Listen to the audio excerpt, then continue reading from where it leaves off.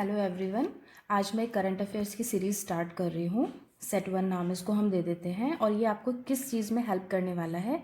ये हेल्प करेगा आपको जितने भी कम्पिटिटिव एग्ज़ाम्स हैं कमिंग 3-4 महीनों में, 4-5 महीनों में जो भी एग्ज़ाम्स आएंगे, इवन यूपी पीसीएस 2021 के लिए भी ये हेल्पफुल हो सकता है। जहाँ भी करंट अफेयर्स आती है तो बहुत मेहनत से हम तैयार करते हैं इसको और बहुत ज़्यादा इम्पॉर्टेंट है। इस पर बिल्कुल अच्छे से ध्यान देना है आपको, क्योंकि ये डेफिनेटली आपकी बिल्कुल हेल्प करने वाला है एग्ज़ाम में। तो चलिए स्टार्ट करते हैं। नंबर 1 है राष्ट्रीय पोषण माह के रूप में जिसे घोषित किया गया है। हम यहाँ मंथ की बात कर रहे हैं। ये जो सितंबर 2020 का मंथ है, इसको राष्ट्रीय पोषण माह के रूप में घोषित किया गया है। और ये किया किसने है? ये किया है हमारे माननीय प्रधानमंत्री मोदी द्वारा। और ये 20 सितंबर को हमने डिक्लेयर किया है। अब इसमें जो इनका एम है वो क्या है? वो इनका एम है पोषण और स्वच्छता के लिए हमने इसको बनाया है। और किस डिपार्टमेंट के द्वारा ये बनाया गया है? ये बनाया गया है महिला और बाल विकास कल्याण मंत्रालय द्वारा। अब इसमें किसको ये फोकस कर रहे हैं? हम लोग फोकस करते हैं आंगनवाड़ी में जो भी महिलाएं हैं, जो भी बच्चे हैं, उनके पोषण हेतु जो बेसिकली स्टेप्स हैं वो इस राष्ट्रीय पोषण माह में हमारे टारगेटेड रहेंगे। ठीक है, तो ये आपको क्लियर हुआ। मैं आपको इस तरह से बोल रही हूँ, आपको ध्यान से सुनते जाना है ताकि वो याद भी हो जाए, और लिखा हुआ भी है, आप बाद में इसको रीड भी कर सकते हैं। सेकंड पॉइंट पे आते हैं। यहाँ हम बात कर रहे हैं मिशन कर्मयोगी की। कर्मयोगी में देखिए सबसे ज़्यादा काम करने वाले कौन होते हैं? सबसे ज़्यादा काम करने वाले सिविल सर्वेंट्स ही होते हैं। तो उसको हम इससे याद कर सकते हैं कि मिशन कर्मयोगी सिविल सेवकों के हेतु लाया गया है। अब सिविल सेवकों का काम होता है फॉर्मुलेशन करना, पॉलिसीज़ को बनाना। तो उनके रचनात्मक कार्य और उनको और अधिक कार्यशील बनाने के लिए, उनकी गुणवत्ता, उनके काम की क्वालिटी बढ़ाने के लिए ही ये मिशन कर्मयोगी भारत सरकार के द्वारा स्टार्ट किया गया है। तो हम क्या करेंगे, इसमें दो जो मेन पॉइंट्स हैं, कर्मयोगी और सिविल सेवक, इन दोनों को आपस में की पॉइंट्स को याद कर लेंगे तो डेफिनेटली नहीं भूलेंगे। कंफर्म है ये। चलिए आगे आते हैं। अब जम्मू एंड कश्मीर है। जम्मू एंड कश्मीर बहुत ज़्यादा न्यूज़ में रहा है क्योंकि हमने धारा 370 हटा दी है जम्मू एंड कश्मीर से। अब वो हमारे भारत का पार्ट बन गया है। जो हमारे इंडिया का कॉन्स्टिट्यूशन होगा वही JNK यानी कि जम्मू एंड कश्मीर में भी लागू होगा। अभी हमने इसको यूनियन टेरिटरी की तरह यानी कि केंद्र शासित प्रदेश की तरह हम इसको ले रहे हैं, और जो इसका एरिया है वो लद्दाख के साथ शेयर किया जा रहा है। अब इसमें नया क्या आया है? नया ये आया है कि हमने इसकी आधिकारिक भाषाओं को चेंज किया है। जो इसकी ऑफिशियल लैंग्वेजेस हैं वो चेंज करी हैं हमने। पहले 2 थी केवल, लेकिन अब हमने इसको 5 कर दिए हैं। अब ये किया किसके द्वारा जाता है? ये किया जाता है हमारे केंद्रीय मंत्रिमंडल के द्वारा। अब क्वेश्चन ये उठता है कि भाषाएं कौन कौन सी हैं?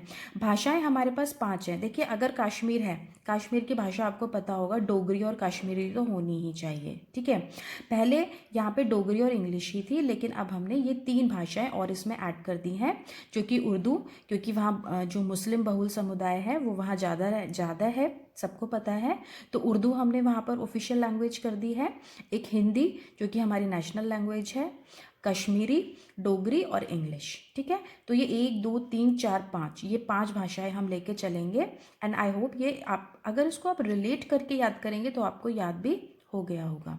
Now coming to the next point, हम यहाँ बात कर रहे हैं नई शिक्षा नीति की, न्यू एजुकेशन पॉलिसी, जो कि अगेन बहुत ही इम्पॉर्टेंट हमारा सब्जेक्ट रहा है।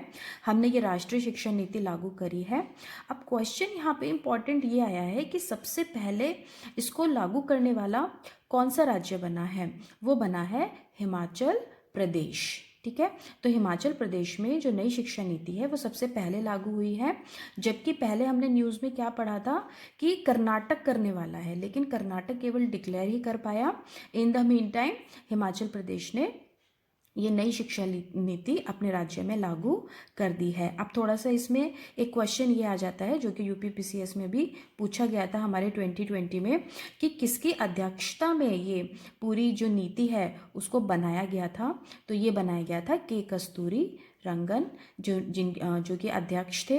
एक कमेटी बनी थी, तो उनकी रिपोर्ट पर आधारित हमारी ये नई शिक्षा नीति है जो कि लागू हुई जुलाई 2020 में। चलिए नेक्स्ट क्वेश्चन में आते हैं। 5th क्वेश्चन है, अब खेलो इंडिया यूथ गेम्स है। ठीक है, इंडिया यूथ गेम्स अब यूथ गेम्स है 2021 वाले कहाँ होने वाले हैं, ये 4th हैं और ये हमारे हरियाणा में होंगे। हरियाणा में जगह है पंचकुला, बहुत अच्छी घूमने की जगह भी है, तो आप इससे याद कर सकते हैं।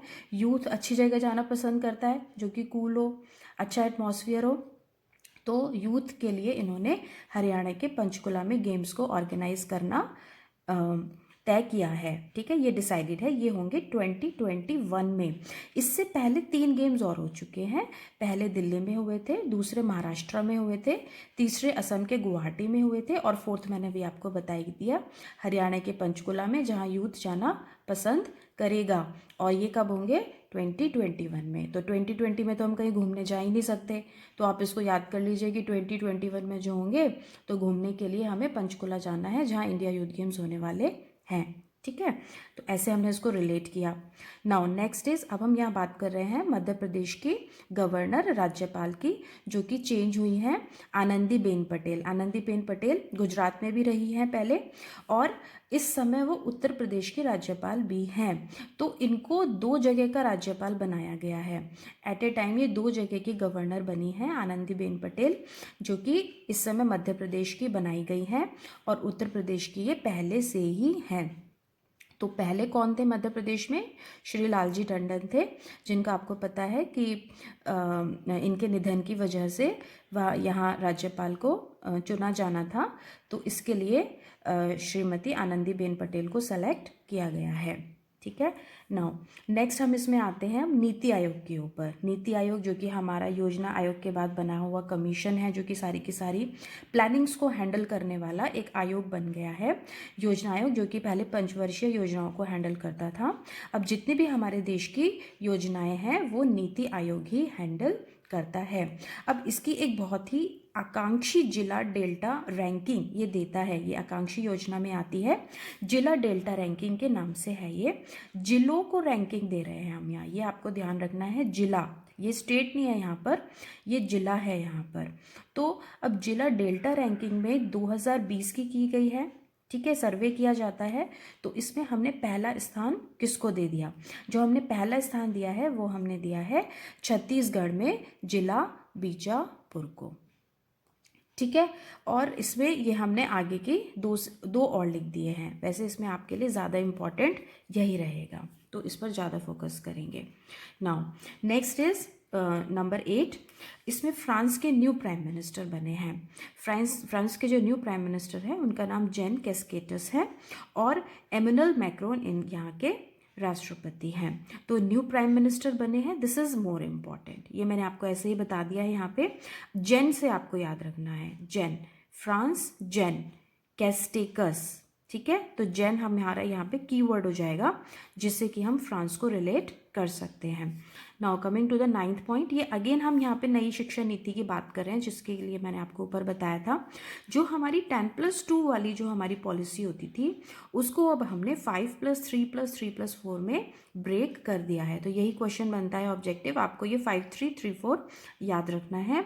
और एक नया चेंज जो आया है कि अब हम ज़्यादा अपनी जीडीपी का शिक्षा पर खर्च करेंगे। जीडीपी ग्रॉस डोमेस्टिक प्रोडक्ट, सकल घरेलू उत्पाद जिसको कहा जाता है, तो शिक्षा पर अब हम इसका 6% खर्च करने वाले हैं। तो डेफिनेटली शिक्षा के ऊपर गवर्नमेंट बहुत ज़्यादा ध्यान दे रही है। और इसमें क्या है, ये तो न्यूज़ आप सबको अब मुझे लगता है बहुत अच्छे से याद हो गई होगी, लेकिन फिर भी जो नए लोग हैं जिन्हें नहीं पता है उन्हें ये बिल्कुल याद रखना है कि जो हमारा मानव संसाधन विकास मंत्रालय है, नई शिक्षा नीति बनने के बाद उसका नाम चेंज होकर शिक्षा मंत्रालय हो गया है। तो ये अगेन एक हमारी शिक्षा के इम्पोर्टेंस को बता रहा है। Now we are coming to the 10th point. अब अभ्यारण्य तो बहुत सारे हैं, लेकिन ये कूनो पालपुर अभ्यारण्य ये इम्पॉर्टेंट क्यों हो गया? एक तो ये पहले अभ्यारण्य था, इसको राष्ट्रीय उद्यान के रूप में घोषित कर दिया गया था 2018 में। तो कूनो पालपुर अभ्यारण्य में क्या किया जाएगा, यहाँ पर हम अफ्रीका से चीतों को लेके आएंगे। देख रहे हैं, अफ्रीका से चीतों को लाकर यहाँ कूनो पालपुर अभ्यारण्य में रखा जाएगा and this is declared by the supreme court. तो ये हमने यहाँ पे 1 से लेके 10 तक क्वेश्चंस करे हैं।